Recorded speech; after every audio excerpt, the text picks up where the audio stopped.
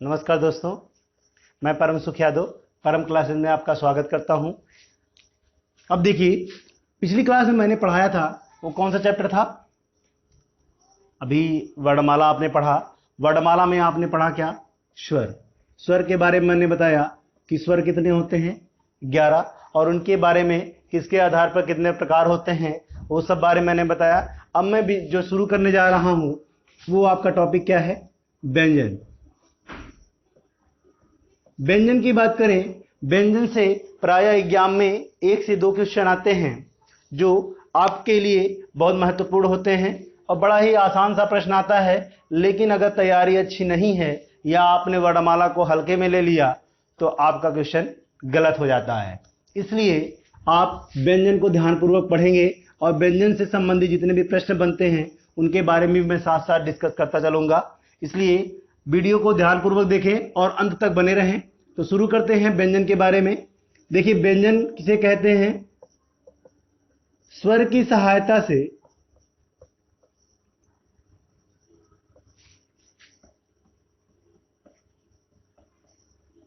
बोले जाने वाले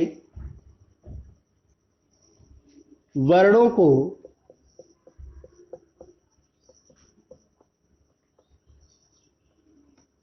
व्यंजन कहते हैं।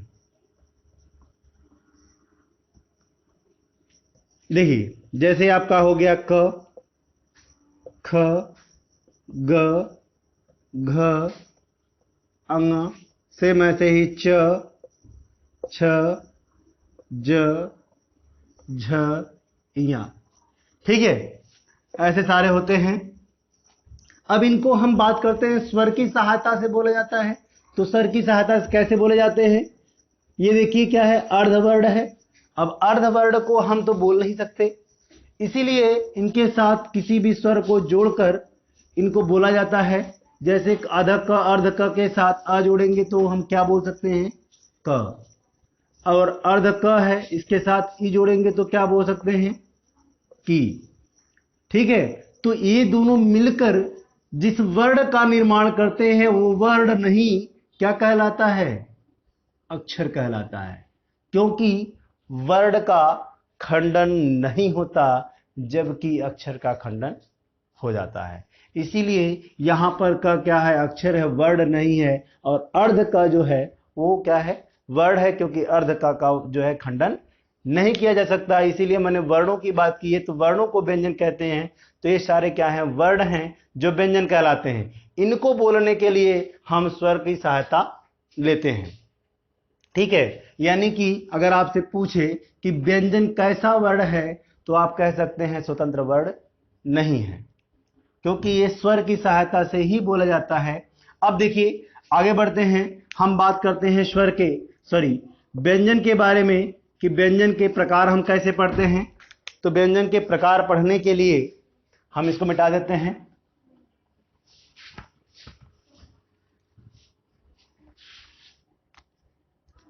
हेडिंग है आपकी व्यंजन के प्रकार। आप लोग जो लोग हमसे क्लास कर चुके हैं, ऑफलाइन क्लास मुझसे पढ़ चुके हैं, उनके लिए ये रिवीजन क्लास है। लेकिन अभी जल्दी ही मैं 1 वीक के बाद हो सकता है कि आपके पेड क्लास शुरू हो, और पेड क्लास में मैं जो अभी पढ़ा रहा हूं इससे कहीं बेहतर और कई बेहतर तरीके से या नए तरीके से मैं आपको इसी वर्णमाला को फिर से पढ़ाऊंगा।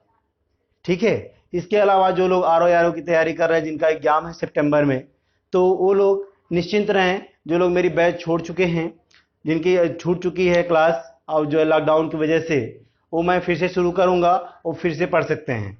ठीक है, तो अभी हम रिवीजन क्लास जो चला रहे हैं वो रिवीजन अपना करते रहें, क्योंकि इससे भी महत्वपूर्ण क्वेश्चन बनते हैं। क्योंकि अभी आप लोगों ने पता किया ही होगा या आपको पता चला होगा कि एसआई की वैकेंसी संभावित है कि आएगी, लेकिन अब कुछ कह नहीं सकते क्योंकि लॉकडाउन चल रहा है। अभी महामारी से हम लोग निजात नहीं पाए हैं। ठीक है, तो आप लोग रिवीजन करते रहिए, क्योंकि वैकेंसी आएगी तो आपको समय नहीं देगी तैयारी करने की। तो अब हम शुरू करते हैं व्यंजन के प्रकार के बारे में। तो व्यंजन के प्रकार हम पढ़ते हैं। तो पहला प्रकार है जिसका नाम है स्पर्श व्यंजन। क्या नाम है? स्पर्श व्यंजन। स्पर्श व्यंजन की बात करें तो स्पर्श व्यंजन की संख्या कितनी होती है? 25। और स्पर्श व्यंजन कहते किसे हैं? स्पर्श का मतलब क्या होता है? छूना। क्या होता है? छूना। आप लोग अंग्रेजी में कहते हैं टच करना। ठीक। अब देखिए, यानी कि जिन वर्णों का उच्चारण करते समय जिह्वा मुख के अंदर किसी न किसी भाग को स्पर्श करती है, उसे क्या कहते हैं? स्पर्श व्यंजन। स्पर्श व्यंजन कितने प्रकार के होते हैं? कितने पार्ट में आते हैं? 5 पार्ट में। पहला पार्ट है जिसका नाम है क वर्ग, दूसरा है च वर्ग, और तीसरा है आपका ट वर्ग, चौथा है त वर्ग, और पांचवा क्या कहलाएगा? प वर्ग। ये आपके 5 वर्ग होते हैं, जिनमें प्रत्येक वर्ग के अंतर्गत कितने वर्ड आते हैं? 5 वर्ड आते हैं। क, ख, ग, घ और अंग। अब इनका उच्चारण स्थान क्या होता है? उच्चारण स्थान के बारे में जान लेते हैं। तो क वर्ग का उच्चारण स्थान क्या होता है? कंठ होता है। क वर्ग का उच्चारण स्थान क्या होता है? कंठ होता है। यानी कि जिन वर्णों का उच्चारण स्थान कंठ हो, यानी गले से उच्चारित हो, उन्हें क्या कहते हैं? कंठ वर्ण कहते हैं। ठीक है। अब च वर्ग के बारे में बात करें। च वर्ण का उच्चारण स्थान तालु होता है, इसीलिए इनको क्या कहते हैं? तालव्य वर्ण कहते हैं। और कौन कौन से वर्ड होते हैं? च, छ, ज, झ और इया। ट वर्ग का उच्चारण स्थान मूर्धा होता है, इसीलिए इसको क्या कहते हैं? मूर्धन्य वर्ण कहते हैं। इसमें आता है आधा ट, ठ, ड, ढ और ड़। त वर्ग का उच्चारण स्थान दांत होता है, इसीलिए इनको दंत वर्ण कहते हैं। त, थ, द, ध और न। प वर्ग का उच्चारण स्थान क्या होता है? ओठ होता है, इसीलिए इसको ओष्ठ वर्ण कहते हैं। आधा प आता है, आधा फ, आधा ब, भ और क्या होता है? लास्ट है म। यानी कि प्रत्येक वर्ग में 5 वर्ण होते हैं। और वर्ग कितने होते हैं? 5 वर्ग होते हैं। तो 5 गुणे 5 यानी 25, अर्थात स्पर्श व्यंजन में टोटल वर्णों की संख्या कितनी होती है? 25 होती है। अब देखिए, अगर 25 होती है तो एक बात आपसे एग्जाम में पूछता है कि स्पर्श व्यंजन को और किन नामों से जाना जाता है? तो याद रखिएगा, स्पर्श व्यंजन को वर्गों के कारण वर्गीय व्यंजन भी कहा जाता है। मान लीजिए आपसे एग्जाम में कभी पूछे कि वर्गीय व्यंजन कितने होते हैं, तो आप बताएंगे वर्गीय व्यंजन कितने होते हैं? 25 होते हैं। और इसमें वर्ग कितने होते हैं? 5 वर्ग होते हैं। प्रत्येक वर्ग का अपना उच्चारण स्थान है, यानी क वर्ग का उच्चारण स्थान कंठ है, त वर्ग का उच्चारण, च वर्ग का उच्चारण स्थान तालव्य है, ट वर्ग का मूर्धन्य है, त वर्ग का दंत है और प वर्ग का क्या है? ओष्ठ है। अब इसमें एक चीज जरूरी है वो जानना, जिसका नाम है अनुनासिक। क्योंकि अभी आप पढ़े होंगे अनुनासिक के बारे में, इसके पहले भी, और आज फिर से एक बार पढ़ रहे हैं अनुनासिक क्या होता है। सबसे पहले जानते हैं अनुनासिक का संबंध किससे होता है। तो अनुनासिक का जो संबंध होता है वो किससे होता है? नाक व मुंह दोनों से होता है। यानी कि जिन वर्णों का उच्चारण करते समय नाक व मुंह दोनों की सहायता लेनी पड़ती है, उन्हें अनुनासिक व्यंजन कहते हैं। क्या कहते हैं? अनुनासिक व्यंजन कहते हैं। और अनुनासिक व्यंजन जो होता है वह वर्ग का पंचमा अक्षर होता है। क्या होता है? वर्ग का पंचमा अक्षर होता है। किस वर्ग का? प्रत्येक वर्ग का। यानी क वर्ग का अंग, और च वर्ग का इया, ट वर्ग का ड़, और त वर्ग का न, और प वर्ग का म। ये पांचों वर्ण जो होते हैं वो अनुनासिक व्यंजन या नासिक के व्यंजन कहलाते हैं।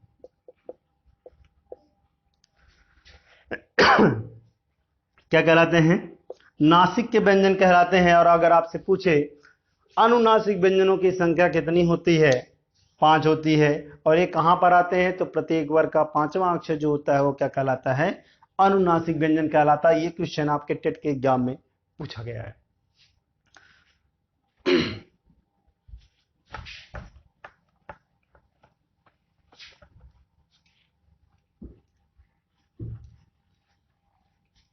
अब देखिए अगला है जो दूसरा नंबर है, उसका नाम है अंतस्थ व्यंजन। अंतस्थ व्यंजन किसे कहते हैं? अंतस्थ व्यंजन वे व्यंजन होते हैं जिनका उच्चारण करते समय अंदर की वायु अंदर ही रह जाती है, यानी मुख के अंदर ही रह जाती है। उन्हें क्या कहते हैं? अंतस्थ व्यंजन कहते हैं। और वो कौन कौन से होते हैं? य, र, ल और व।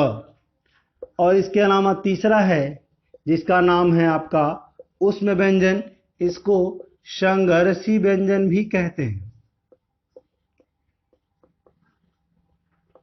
क्या कहते हैं? संघर्षी व्यंजन भी कहते हैं। और कौन कौन से होते हैं? श, श, स और ह। ठीक है। ऊष्म व्यंजन क्यों कहते हैं? क्योंकि इनका उच्चारण करते समय मुख के अंदर गर्म वायु भर जाती है, इसीलिए इसे ऊष्म व्यंजन कहते हैं। और इनका उच्चारण करने में मुख के अंदर घर्षण होता है, इसीलिए इसको संघर्षी व्यंजन भी कहते हैं। अब इनका उच्चारण स्थान अलग से देख लेते हैं। य और स का उच्चारण स्थान तालु है, इसीलिए इसको तालव्य वर्ण कहते हैं। र और स का उच्चारण स्थान मूर्धा है, इसीलिए इसको मूर्धन्य वर्ण कहते हैं। ल और स का उच्चारण स्थान क्या है? ये आपके जूनियर असिस्टेंट में पूछा गया था कि ल और स का उच्चारण स्थान क्या होता है? दांत होता है। इसे कौन सा वर्ण कहते हैं? दंत वर्ण कहते हैं। व को दंत्योष्ठ कहा जाता है। व को क्या कहा जाता है? दंत्योष्ठ कहा जाता है। और ह का नाम क्या है? कंठ है। ठीक है। इसके अलावा आप जान लीजिए ह को क्या कहते हैं? काकल्य या स्वर यंत्र,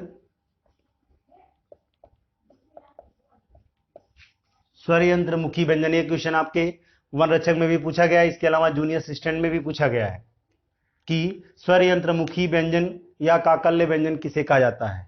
तो आप हमेशा याद रखिएगा काकल्य व्यंजन या स्वर यंत्र मुखी व्यंजन किसको कहते हैं? हा को। और एक जरूरी बात जो कुछ लोगों को नहीं पता है वो भी जान लें, का हा को और एक नाम से जानते हैं जिसका नाम है बोध वर्ण, यानी हा को बोध वर्ण के नाम से भी जाना जाता है। ठीक। तो ये हो गया व्यंजन के प्रकार के बारे में। अब आगे बढ़ते हैं, कुछ और तरीके से व्यंजन के प्रकार को समझते हैं, जिसको कहते हैं प्रयत्न के आधार पर।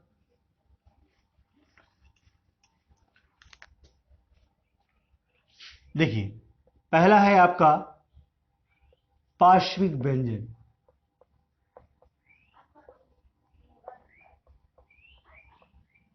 पार्श्विक व्यंजन क्या होता है? पार्श्विक व्यंजन हम कहते हैं ल को। पार्श्विक व्यंजन किसको कहते हैं? ल को। पार्श्व का मतलब होता है सामने, यानी जिस व्यंजन का उच्चारण स्थान पार्श्व हो, यानी मुख के सामने हो, उसे क्या कहते हैं? पार्श्विक व्यंजन। और वो कौन सा होता है? ल। दूसरा है लुंठित या प्रकंपित व्यंजन। वो कौन सा होता है? र। तीसरा है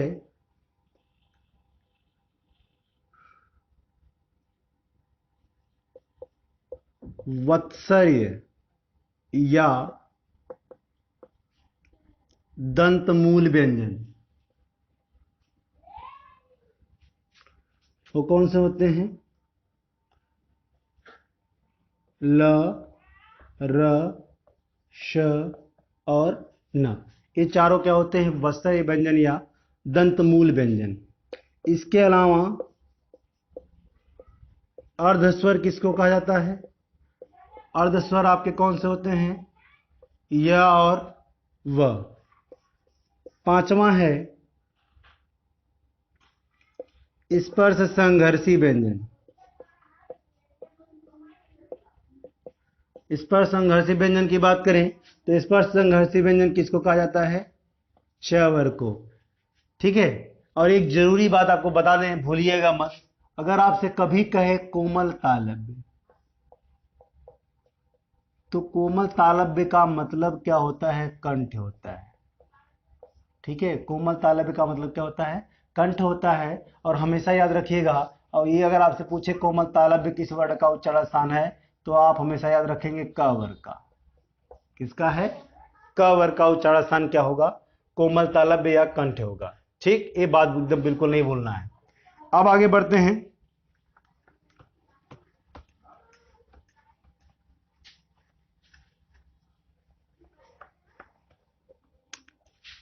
अगला है, हम बात करें प्रयत्न के आधार पे, तो एक आता है आपका प्राणत्व के आधार पर।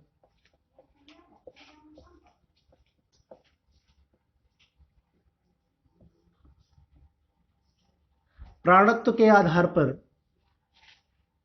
वर्ण के जो व्यंजन है उसके दो प्रकार होते हैं, जिसमें पहला है अल्प प्राण और दूसरा है महाप्राण। अल्प मतलब क्या होता है? कम होता है। और प्राण का मतलब आप जान लीजिए क्या होता है? वायु। यानी जिन वर्णों का उच्चारण करते समय मुख से कम वायु निकले उसे क्या कहते हैं? अल्प प्राण कहते हैं। तो इसका दूसरा एक सबसे अच्छा तरीका यह है कि आप अपने मुख के आधे हाथ करके ऐसे बोलेंगे, तो जिस वर्ण का उच्चारण करते समय मुख से अधिक वायु निकलेगी वह वर्ण आपका क्या होगा? महाप्राण होगा। और जिस वर्ण का उच्चारण करते समय मुख से कम वायु निकलेगी वो क्या होगा? आपका अल्पप्राण होगा। अब देखिए, तो आप याद रखेंगे प्रत्येक वर्ग का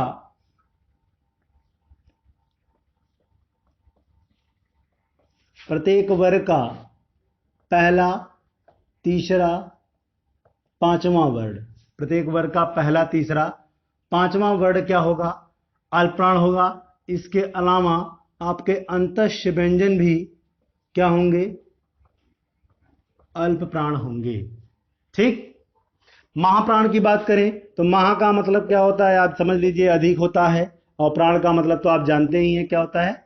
वायु होता है। यानी जिन वर्णों का उच्चारण करते समय मुख से अधिक वायु निकले उसे क्या कहते हैं? महाप्राण कहते हैं। तो यहां पर महाप्राण की बात करें तो प्रत्येक वर्ग का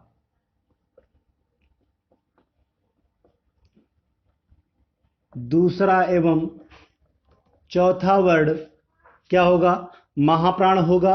इसके अलावा आपके ऊष्म व्यंजन भी क्या होंगे? आपके महाप्राण होंगे। ये दोनों चीज आप कंठस्थ कर लीजिएगा। ठीक है, इससे क्वेश्चन ज्यादातर एग्जाम में पूछे जाते हैं। ठीक, मान लीजिए जैसे क्वेश्चन है, पूछ लिया निम्न में से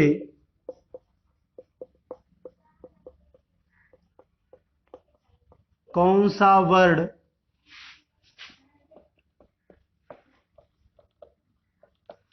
महाप्राण नहीं है? अब ऑप्शन है आपका ख,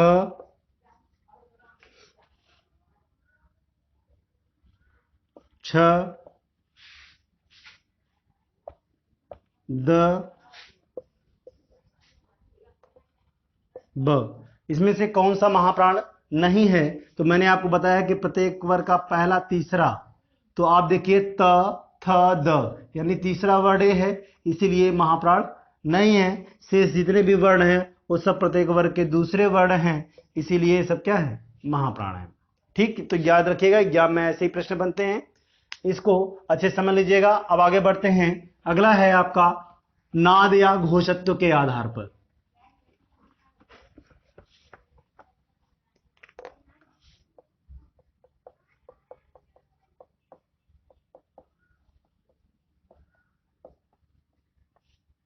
घोषत्व के आधार पर, घोषत्व के आधार पर दो होते हैं, घोष या